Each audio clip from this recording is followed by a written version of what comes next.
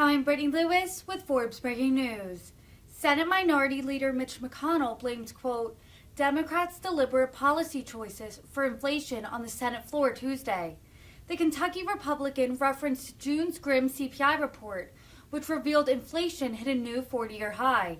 GOP lawmakers have been united in pointing the finger at the Biden administration's economic policies for inflation and high gas prices. Democratic lawmakers have largely rebuffed these claims and blamed high prices on supply chain issues from the pandemic and Russia's war in Ukraine. Here's more from Senator McConnell. 93% of the American people are concerned about inflation. 42% say they are struggling just to stand still financially. 63% say that gas prices, inflation, bills, or the economy are their biggest concerns. That, Mr. President, is because 100% of the American people live in a country experiencing the worst inflation in more than 40 years. And 100% of the American people live in a country where things do not have to be this bad, but for Democrats' deliberate policy choices. Don't take it from me. Listen to Larry Summers, Treasury Secretary to President Clinton and NEC Director for President Obama. Here's what Larry Summers had to say. There wouldn't have been nearly the same kinds of supply chain problems if we weren't giving people who were laid off unemployment insurance that was far more than the salaries they had been earning. If we weren't mailing checks willy-nilly, there would have been less spending that would have meant less bottlenecks.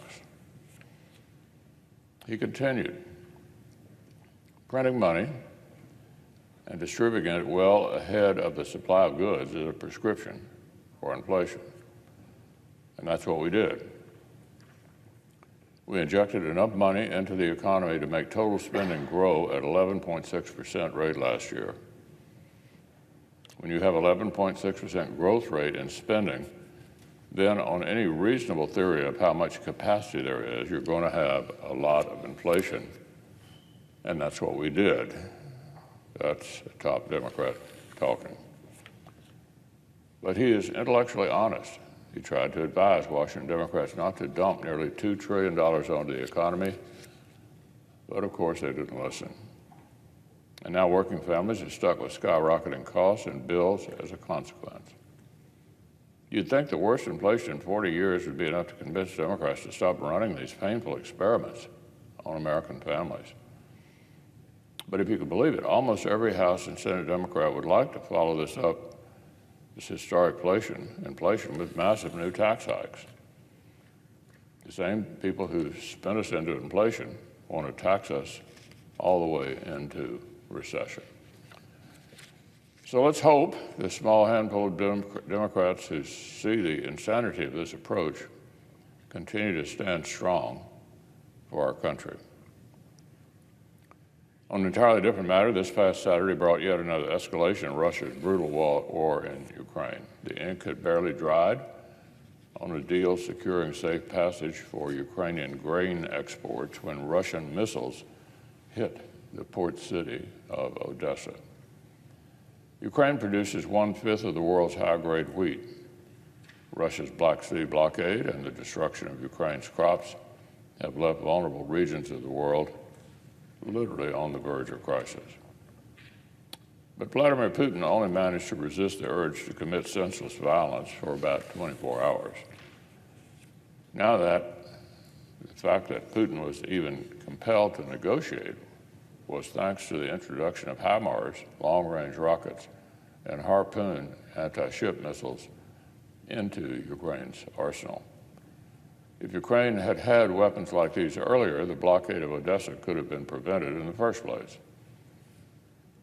The Biden administration says its decision-making throughout the process has been deliberate and nuanced. History will likely judge otherwise.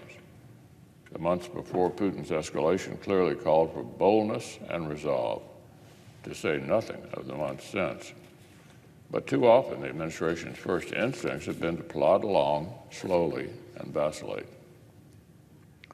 The Ukrainians have fought bravely to stop Russia's advance despite being undermanned and outgunned. Just think what they could have accomplished if the West had acted boldly to support Ukraine as storm clouds were first gathering, or right away when the storm broke.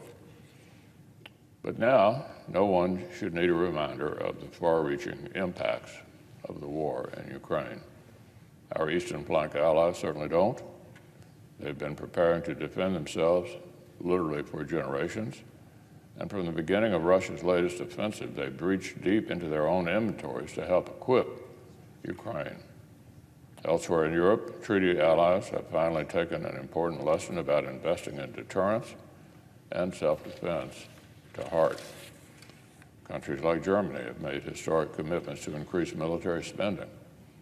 The Germans, Swedes, and others have also broken historic precedent to share their stockpiles with Ukraine. And of course, Russia's war has led other major European states to announce their intention to join the ranks of the strongest alliance in world history. Last week, our colleagues on the Foreign Relations Committee advanced the necessary protocols to ratify Sweden and Finland's accession to NATO. There's now nothing preventing the Democratic leader from calling these measures up for immediate consideration and passage by the full Senate. The legislatures of other NATO allies like Canada, Norway, Poland, and Germany have already ratified them. The United States would be fortunate to have two new treaty allies as impressive and capable as Finland and Sweden. Both countries' high-tech economies and extensive American-made systems will improve the alliance's interoperability and instantly improve the state of burden sharing the day they come in. American leadership in the world has made possible the peace and security our country enjoys today. That leadership is helping encourage our allies to make sufficient investments in their own capabilities to face down these shared threats. But American leadership is only as strong as our willingness to make robust investments in our own capabilities. President Biden has submitted a defense budget request that fails to keep pace with the growing threats and fails to keep pace with the Democrats' own inflation. And Senate Democrats are giving short shrift to the need for a strong bipartisan defense authorization bill. Russian aggression isn't the only threat to American interests today. Rogue states like Iran and North Korea continue to march toward devastating weapons. China's provocative behavior in the Indo-Pacific continues to raise the stakes for long-term competition. So there's no time to waste on either of these measures. Neither the Sweden and Finland protocols nor a strong bipartisan NDAA. We need to do all three as soon as possible.